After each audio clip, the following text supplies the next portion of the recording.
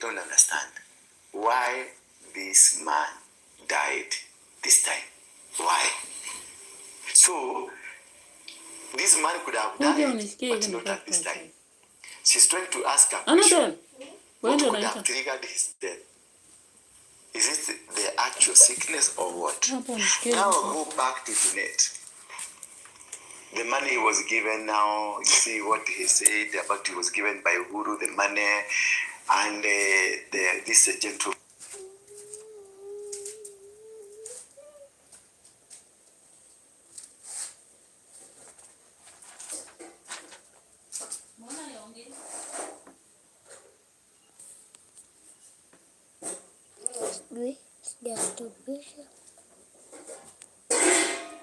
Mama, kuna bundles.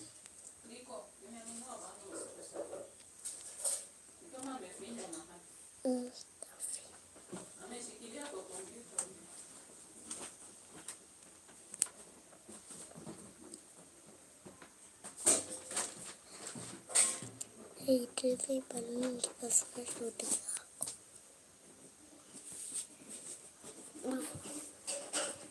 If I Mr. Beast. The DCP gentleman from Western Malala, that he used to come to the meeting, Junet, with them and the Ruto, and they would come and plan, discuss, and they had the entire list of the agents for Raila, which is true, because I was campaigning for Nairobi governor. He got the Paul Kapigale. But in all the stations I went, there was no agent. There were no, and the man carrying the money that was given the money for paying the agents was Junet. And now this story of Junet has come out that he was given money, he ate the money, and he could visit Ruto in the night. You see now, there is a bigger thing. There's something I told you about. Is it early last year or mid last year, something about the Somali community? It brought a lot of problem. Now Gachagua has come up with it. It's like now people are understanding what I was saying. Actually, Apostle, before tufikie hapo, bado pia niko na maswali kwa zile vitu ambazo Mama Aida anasema. She said that today.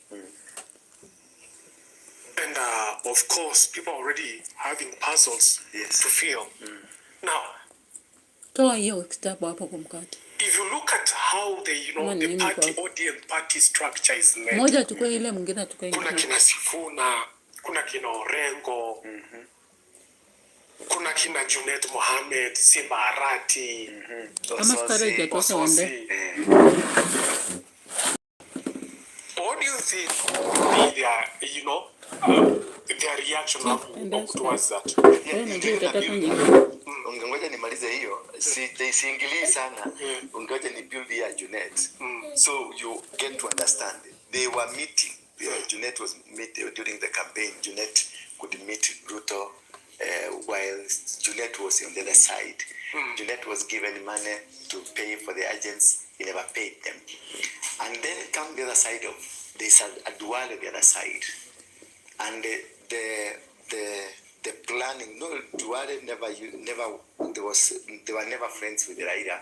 Remember the time Raila chased Duale from the party, and then he joined the Ruto side, and the Duale became bigger now, even bigger than Raila. He became a minister, he became whatever. Then he was just a mere assistant minister. He was just a mere MP, and he was disregarded by Raila. He grew up, became so strongly. The agenda of Junet and Duale was one. They were not in PDA, they were not in the Raila party. They were in their own party, inside the parties. Organizing smartly from inside, controlling the government from inside, controlling the people in power from inside, and they mobilized funds to make sure that this side of Ruto wins. That is point number one. Take it, keep it aside. Then point number two, there is this who said we are going to be under Ruto. Who said? Who said? That is Raila. Actually said, who said we will not have our own candidate in Who said we are 2027? going to have our own candidate? That's a $1 million question. Who said? Who told you that I'm not going to buy? That's a question, because he was the only person who could have buy it. Who told you I am not in the ballot box? The wife now, question number 3, the wife is asking, I don't see why or what led to Raila die at this time. Because I am sure he was not supposed to die this time. That's the wife saying so. Meaning, this wife has been having question. And this question is reinforced by, I don't know where this will was written, whether in Kenya or outside Kenya, I am not aware. So, in the whole scenario of the death and the burial, Aida was not aware. She was kept in the darkness. That is what she's telling us. If you can't know, because the first thing, if you come with a will, you place it before the wife, you tell the wife, this is the will. Then she will call the lawyer of the family, because they are a family lawyer, and ask, do you know about this? No. They will call the doctor of the family. Do you know about this? No. Oh, yes. Now, there is no doctor, family doctor, there is no lawyer, family lawyer, to ascertain that 72 hours. So, why the 72 hours? Why the hurry? The hurry is this. The question of Ida. I don't know why this man died at this time. 72 hours is a puzzle towards the question Ida is asking now. I don't know why. Because this man has died. But the reason for his death, I don't know why at this time. Then the puzzle extends to the other side. Who said I'm not going to buy? Why you campaigning is as though I have moved. Remember, the main work of Junet was to tame Raila from inside, to make sure he disorganizes this man. He disorganizes. And they immediately remember, Junet was the forefront person to fight Wamonyalo during the engagement. He was so vocal, he was so strong. They teamed up with Ishongwa. Remember, there's a time Junet was to be removed, but Ruto defended him. While in the other side of the opposition, he was removed from the deputy. Is he a deputy chief whip or deputy majority? In parliament, minority. He's deputy minority. He was to be removed, but Ruto defended him. He fought for him. Duale defended him. The people from Northeastern defended him because he was positioned for a particular role in their community. All right, guys. So that is an interpretation of Ndura Ryungi over the play that we are yet to see from Malala. Do you expect that maybe he will be touching something on Junet? And maybe using fictional characters, of course, but because of the way he writes, it will be clear. People will understand whatever he's trying to communicate. Now, the other question is the confusion that is coming up in the family. Of course, Winnie Odinga rejecting Okech, saying he belongs to the DCI or Madare, while Salah continues to say he was with the father to Winnie before he passed on. So there are a lot of controversies. And of course, there is a time I did an analysis saying that Raila is going to be persistent ghost in the many lives of the people, whether political or any other. They'll keep mentioning him. His name will keep popping up. And maybe unless ODM just undergoes distinction, which I don't know whether it will, because Winnie is standing strong for it, Babu and Sifuna, while the other people, of course, are quickly running to have their position in government with the UDA, of course, which means they are ready, whether the ODM joins in the coalition or not, they are ready to quit maybe and join forces in UDA. And of course, there are a lot of defections happening currently with more people running from maybe other parties to UDA. Hello, I can see two people right here. Patience Mwanza, there is Diwimo. Hello, welcome. Hello, I said hi, Patience, and welcome to the channel. Thank you so much to our political reaction. Yesterday, I failed to make it for the political reaction, and therefore today I've decided to do it early.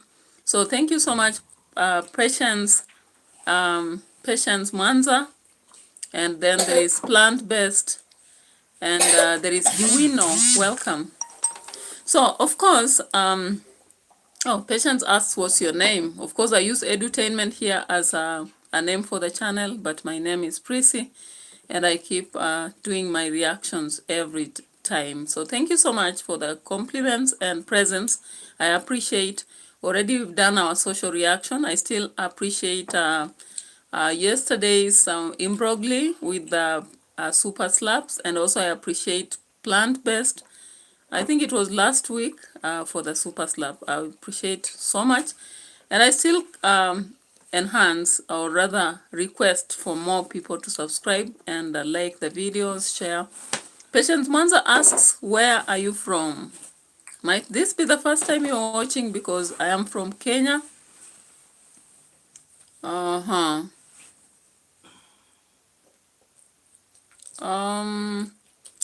Maybe what information particularly about the certified Swahili teachers? Because of course what is necessary is that they should be able to teach, and maybe they have documentation if they are being hired in an institution.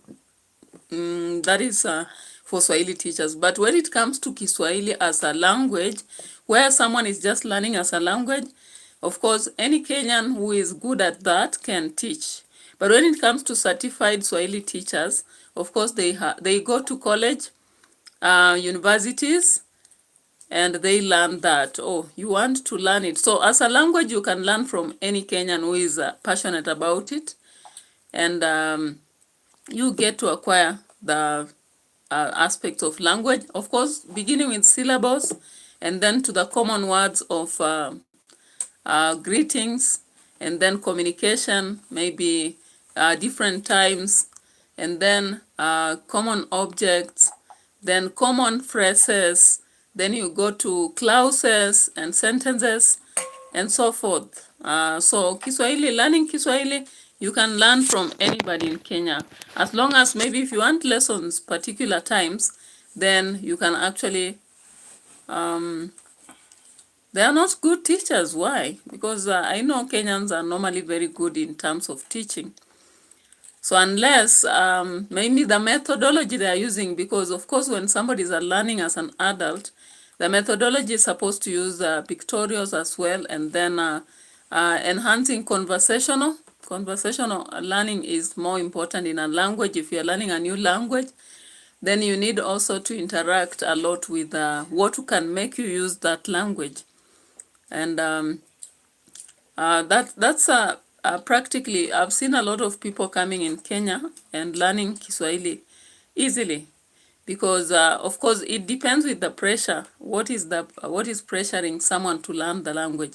If it's about business, for example, then they are supposed to focus more on what's to do with interaction and making maybe people, let's say, asking things to do with the market and all that. If it's about tourism, then you are supposed to focus more on places, and then asking things to do with the hotels, and then let's say things to do with currency, and maybe appreciating, because obviously when you meet the people from the game reserve, as they offer you services, you need to appreciate.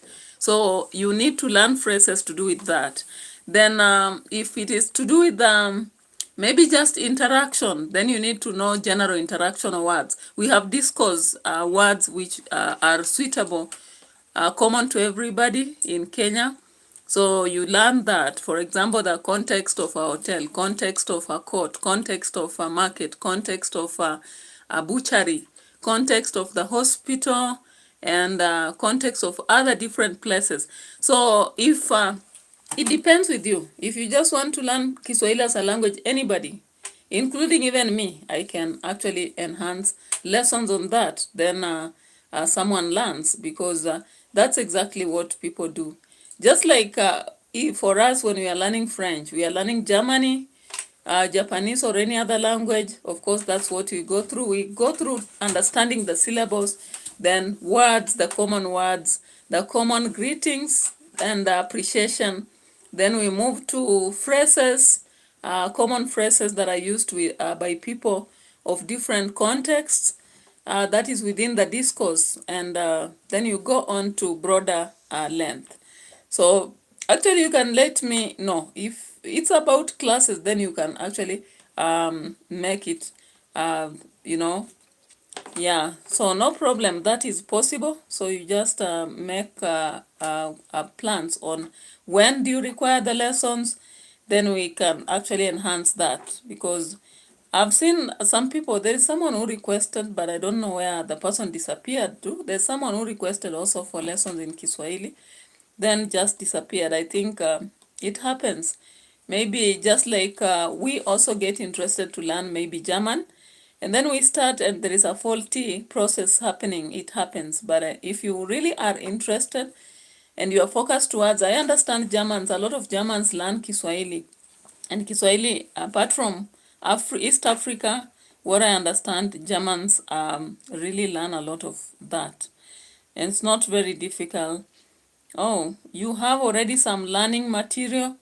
So what particular material? Let's say, are they in terms of simple material, that is dealing with words, dealing with phrases, dealing with pictorial learning, or what kind of materials do you have? Maybe you can actually maybe take, I don't know how it can happen, because the learning process means you actually have to get to a level of maybe, depending on what you want. There are lessons we normally have, even for us, if we are studying online, and then we get to have that. There are still other lessons you can decide to have, live lessons, which particularly can fall under, I can see this one falling under membership. If it is on a channel, it would be actually a kind of membership. Then you focus particularly on that. Or maybe Google, there is this Google what? That allows you to have continuous lessons. If you have already materials, then you are given tasks, then you also are given interpretation, and so forth. So let me know. You're free to actually communicate further. Then we get to know what has to happen. Because teaching, again, everybody may not be able to teach. Why? The methodology of teaching is based on people who understand what to teach is. So methodology, what I understand, teaching an adult pedagogy might be different from teaching young children and also middle age. So people need to understand those three. If one understands the three, then they are able to enhance the teaching. Then also understanding the purpose of learning. If someone is learning for an exam, is different from learning for interaction. It is different for learning for entertainment, and different from learning for advanced. Of course, when you're learning a language, we have the basic level, we have the advanced level, and we have the very first one. I've just forgotten that level. We have 3 levels. So in any language someone is teaching, you are given those 3 levels. You choose what level you want to get to, whether it's just basic, where you will be able to maneuver through several things in a country, or maybe East Africa as such. Then it's a different one from somebody who is doing an exam, and different from someone who is learning just to pass time. Yeah. So Patience Mwanza just says hi, and I've already said hi to you. I hope you got it. If you didn't get it, I hope you now got it in. So let's get into the political reaction. Of course, the focus is here to see through the fact that the president on Friday was at Kondele. Of course, we understand the president has already believed that he has won the voice of the people of Nyanza. So he was at Kondele. And of course, we will begin by that before we come to the presentation, or rather the launch, or the united opposition, which was also in Nairobi. So it was like they were responding to each other. The meetings were happening at the same time, but we listened to the speeches of each of them.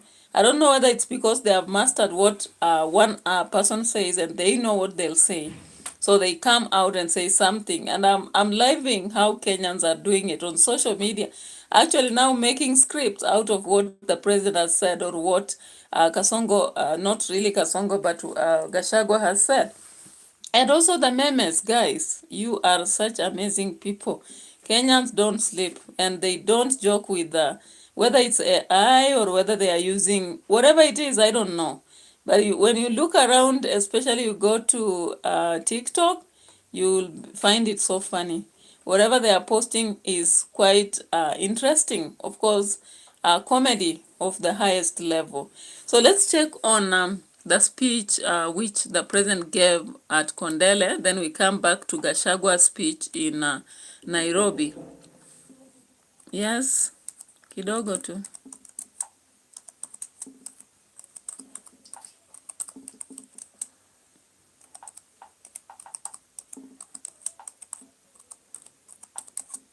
Aya, ngoja kidogo. Be patient kidogo tu. So I'll let you listen to the speech as I go to attend to a client, then I'll come back to this. Nikupatie mchele pia kule ulale. Twende nawe kwenye usilale.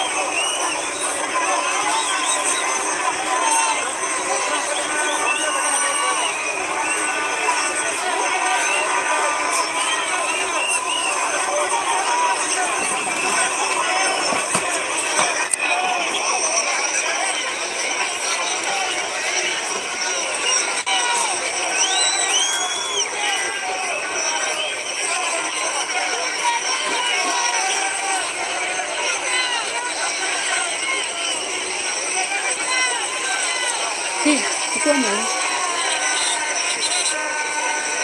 Umeshiba. Hata wewe umeshiba. Chukua upande huu.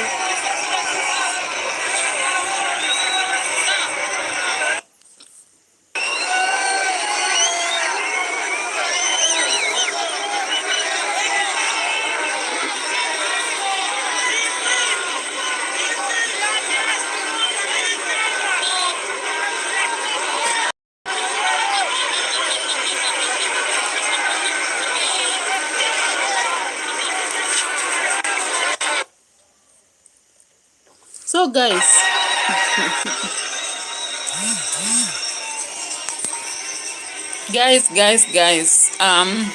Kenyan politics, right? Kenyan politics are picking very fast. Of course, Kenyans hawalali.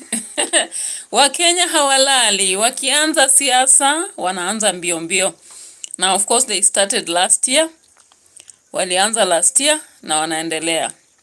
You can imagine, just after elections, Kenyans begin campaigns. And unfortunately, even the incumbent president does not sit. He does not want to work only. All he does is to go also on campaign mode. And our president has finally gone on campaign mode. Of course, you've seen that mega rally in Kondele, Kisumu. And Kisumu is one of the places where people really crowd in such situation. I'm like, You normally say Nairobi people are idle, but what is happening in Kisumu? Remember, it was a Friday, people are supposed to be at work, but you can see that crowd. Can you imagine? You know, there are areas you go for campaigns, you will not find a crowd, especially working day. You won't find it. I've been once in Coast, I worked there for very long, and anytime there was a politician coming, unless they come around 4, people are not coming and crowding at all. And of course, when you come also to places like Kakamega and Kitale, people will not crowd. I don't know. That's what I've been observing. But anyway, Kondele for you, Kisumu City, people filled the place. I can see somebody communicating on the other end. I'll be checking once I finish the live stream. You can bear with me. I hope you understand. I don't know whether it's black-based plant or something. We'll be checking on that to see whether it's the request on material and what have you. We'll be checking. So as the president was in the mega rally, actually a lot of people are following the crowd, but some shouting very funny sentiments.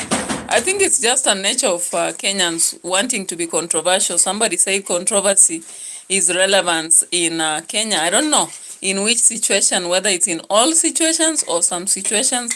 I need to actually get to understand that. So as this was going on, we are also having the United Opposition in Nairobi, remember, and it was a crowd again. I'm like, Kenyans, where there is politics, we just go. We just go, flow with the vibe till the end. It doesn't matter whom you are supporting, that will come out later on the polling, not really polling, but the voting end, right? So, CBD live, Matiang, Kalonzo, Gachagua stormed Nairobi, and of course they went also to IG Kanja's office, following the Sunday's attack. So let's get to see what Gachagua had to say, because obviously, I don't know whether he said one term, Kasongo must go. Automatically, the three words that have finally come out as the campaign strategy for the President Ruto. It is so funny. Sometimes the script that ran in Kenya, let's just check whether he maintained that or he switched off. Of course, I've already watched and I know he switched a little bit and began to give a comeback to the President of Kenya, responding to his accusations that what the oppositions know is only Kasongo must go. 3 words, okay? So let's just confirm whether the 3 words were the same that Gachagua used, or at least he changed the strategy now that he was alongside Matiang'i and Kalonzo, all right? Yeah, here we are. Tumefika hapa na kiongozi wetu Stephen Kalonzo Musyoka. Kanairo hoye! Kanairo hoye! Tulikuwa tumeenda pale kwa polisi, kwa Inspector General, kumwambia polisi walifanya makosa, kutuma askari kanisani, kuua mama na watoto. Hao watu unajua pia, polisi walikuwa wametumwa na Ruto na Mukhozi ati wamuue Rigiji ndani ya kanisa. Sisi tumemwambia hawa, tumemwambia IG, hao polisi washikwe, watu wapelekwe kotini, na tutarudi kwake tarehe 16. Kama hao askari hawajashikwa, tutaitisha maandamano katika Jamhuri ya Kenya. Kanairo oi, muko chonjo? Tukiita maandamano mtatoka? Tutoe huyu Kasongo na huyu Mukhozi na huyu IG na mtu anaitwa Langat. Hao polisi wamegeuka wa Kenya. Polisi kazi yao ni kulinda wananchi, hapana kuumiza wananchi. Iko kikundi haramu hapa Nairobi ya polisi. Polisi wanaitwa Nairobi Sierra, ndio walitumwa na William Ruto kuja kuua sisi kanisani. Na tumemwambia IG tarehe 16 tunarudi. Kama hao polisi hawajashikwa, tutaagiza maandamano kutoka Kisumu, Kakamega, Busia, Nakuru, Kericho, Nairobi, Nyeri, Machakos, Mombasa, Kitui. Harambee! Kasongo aende asiende? Nani aliua Gen Z? Nani ameharibu masomo? Nani ameharibu matibabu? Nani ameharibu uchumi? Nani ameumiza watu ya Marigiti? Kasongo aende asiende? Unajua ameshikana na gavana hapa anaitwa Sakaja. Ndiye ameumiza hii watu ya Marigiti. Huyu Sakaja ni one term, si one term. Sakaja ni one term, si one term. Wangapi wanasema Sakaja ni one term, one term, one term? Harambee! Si Kasongo ameharibu masomo. Anasema ati anapeleka sisi Singapore. Ni uongo, si uongo? Ni muongo, si muongo? Sasa unajua yeye anatubeba ufala. Alisema atatuweka pesa kwa mfuko. Akakuja kwa mfuko yetu. Ile kidogo tulikuwa naye akatoa. Ni muongo, si muongo? Aende asiende? Aende Singapore ama aende Sigoi? Aende Singapore ama Sigoi? Wangapi wanasema Kasongo aende Sigoi? Mimi nauliza hapa jijini, mtatusaidia kuchagua watu wako kwa United Opposition? Watu ya DCP, watu ya Wiper, watu ya PLP, mtatusaidia tufukuze watu ya Kasongo? Wangapi wanasema tutasaidiana tufukuze watu ya Kasongo? Harambee! Ya mwisho ndio niita viongozi. Huyu Kasongo akiongea mambo ya Singapore tunamchekelea. Si ndio? Mnajua kuchekelea Kasongo? Si mimi nijifanya ni Kasongo? Watu ya Nairobi nimekuja hapa. Watu ya Marigiti. Mnajua nyinyi watu yangu. Mnajua mimi najua kupanga maneno. Watu ya Nairobi msikuwe na wasiwasi. Mimi nimepanga vizuri sana na wataalamu. Mkinisaidia, munipatia miaka 5, nitafanya Nairobi kuwa kama Singapore. Every day, people juggle so many different tools just to get work done. A simple task turns into a... Wangapi wamekataa mambo ya Singapore? Sasa Nyinyi watu ya Nairobi, mbona mnakataa mambo ya Singapore? Mimi nimeenda pale kwa Wajaluo, nimeongea na hawa, nimewapanga vizuri, nimeambia Wajaluo hii Singapore ni kitu moja na Canaan, na wamekubali. Mbona watu ya Kanairo mnakataa na Wajaluo wamekubali Singapore ni kama Canaan? Ni muongo si muongo? Ni muongo si muongo? Mimi nataka tumkaribishe kiongozi wetu Stephen Kalonzo Musyoka. Asiende. Kwa sababu yeye alijivuna akasema hii maandamano ya 25th Gen Z itafanyika. Runinga dunia nzima ikaonyesha makundi wakibeba vitu vyao na polisi kuwasindikiza, ikaonekana kwa Ujazira, ikaonekana Ulaya mzima, ikaonekana kwa CNN.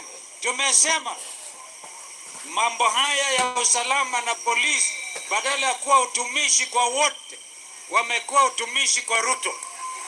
Hatuwezi tena sisi tumeandikia dunia nzima tuseme lazima Kenya iendelee kuwa nchi ya demokrasia inayosimamiwa kikatiba. Wangapi wanakubaliana lazima ikae namna hivyo? Wangapi wanasema hatuwezi kuuziwa uongo tena? Wangapi wanasema hatuwezi kuuziwa hata uoga? Mukongangari. Hata nimeona mwingine hapa ameandika who killed Amolo. Nataka nimwambie ndugu yangu hapa amefanya vizuri. Maswali haya lazima tuulizane. Hii ni nchi ambayo iko na uhuru wa kusema, uhuru wa kufikiri na uhuru wa kukaa pamoja kama wananchi. Asanteni sana. Ngoja tumpatie Mheshimiwa Attorney General wako hapo karibu na Mheshimiwa Father ndio wawasalimie. Na tunasema tunaelekea mavuko kutoka hapa. Kuna watu wamegadamizwa Kenya hii. Wamegadamizwa kila mahali. Tunaenda mavuko alafu tutarudi tena hapa Nairobi. Mheshimiwa Muturi ama Mother. Haya, tuko hapo na mheshimiwa wetu Mother Karua.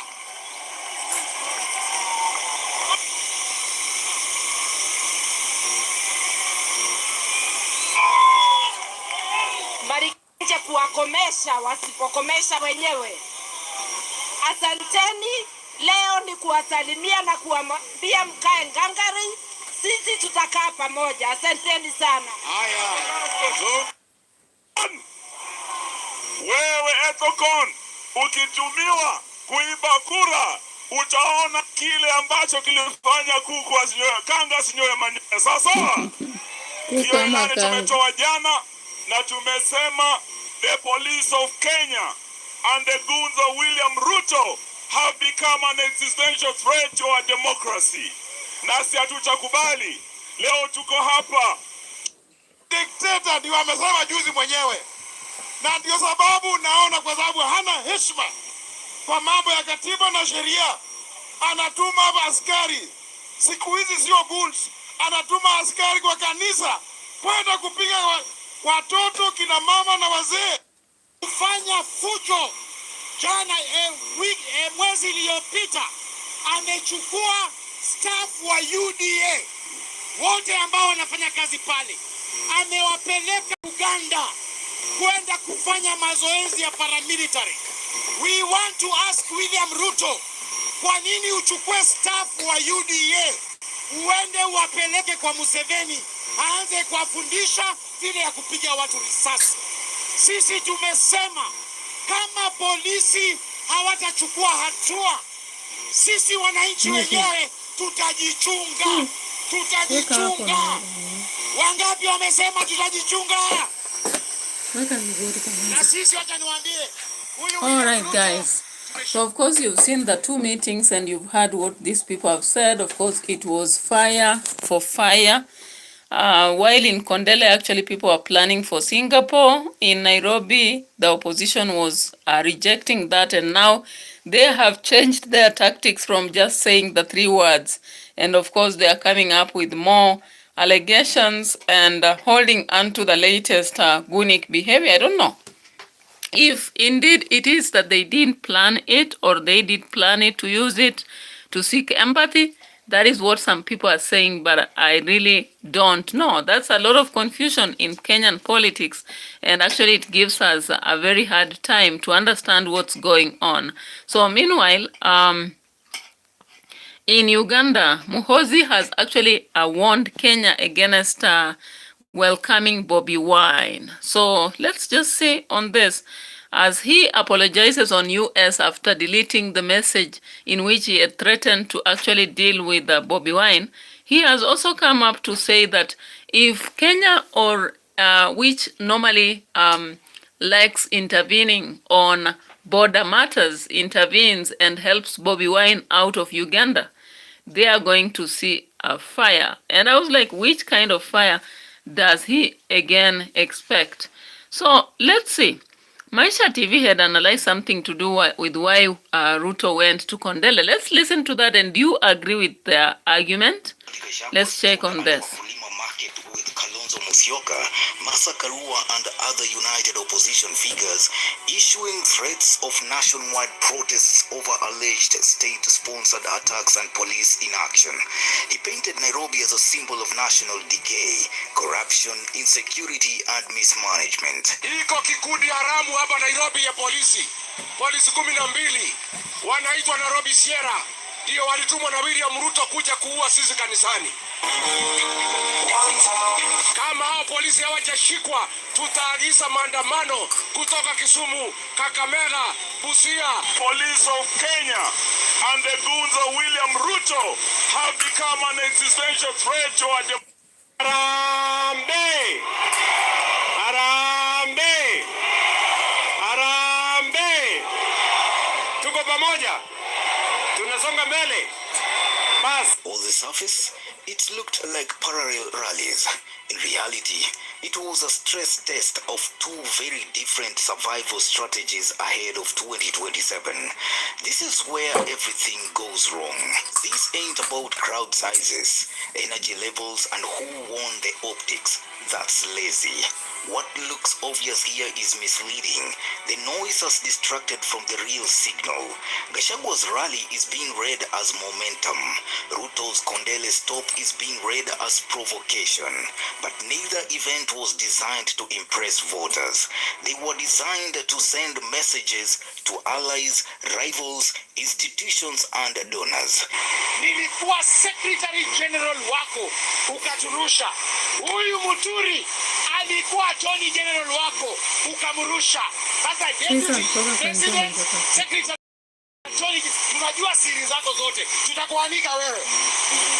Tutakuanika. Oh, unacheza na sisi. Wale jamaa, mimi najua nyinyi watu wa Kisumu mko na akili. Si ndio? Wale jamaa hawana sera, hawana mpango, hawana agenda, hawana maono. Si ndio? Mimi nataka niwaulize. Si mnawajua wale jamaa? Sera hawana, mpango hawana, sera hawana, mpango hawana, agenda hawana, hata akili.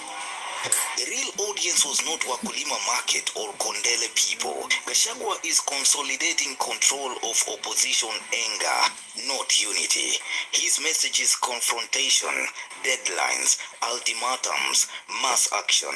That plays well in urban grievance zones like Nairobi and parts of Mount Kenya.